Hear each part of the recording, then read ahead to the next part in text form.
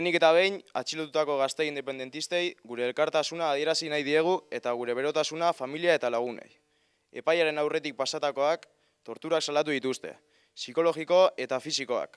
Oinarrizko giza eskubideak bermatuko dituen neurririk ez du hartu epaiak. Poliziaren eta Espainiar gobernuaren politika errepresibo torturatzaileari babesa emanaz.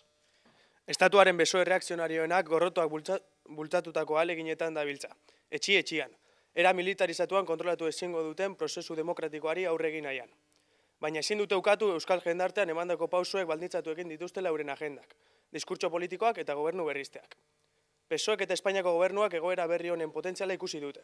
Gogo handirik gabe ikusi ere, baina euskal jendartearen ilusio eta indarrak behartu egin ditu emandako pausoak aitortzera eta nolabaiteko egokitzen maniobrak egin dituzte. Langilegotik hasita, gazteriatik pasata, eragile sozial eta kulturalak ahaztu gabe urrats ugari egiten ari dira gatazkaren konponbiderako. Espainiar estatuak eta PSOEk eginikoak oraingoz gutxiegi badira ere. Horregatik diogu berriro ere, ona errepresio politikaren porrota ospatzera etorri garela. Ez duelako lortu prozesu demokratikoaren aldeko lanketa gelditzea, baizik eta ilusio, zen konpromisoan sentimendu sakonagoak loratzea.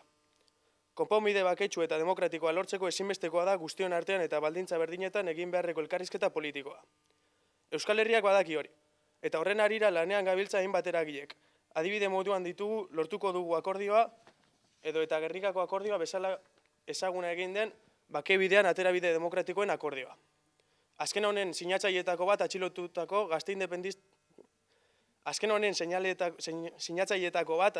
gazte independentistak zeudela ez da ahaztu behar. Beraz, errepresioaren helburua ez dela beteko aldarrikatuz, gure herriko biztanleei prozesu demokratikoa abiarazteko lanketetara gonbita luzatzen diegu. Pausoz pauso aurrera egin dezagun gatazkaren konponbiderako bidean. Mobilizazioetan parte har dezagun.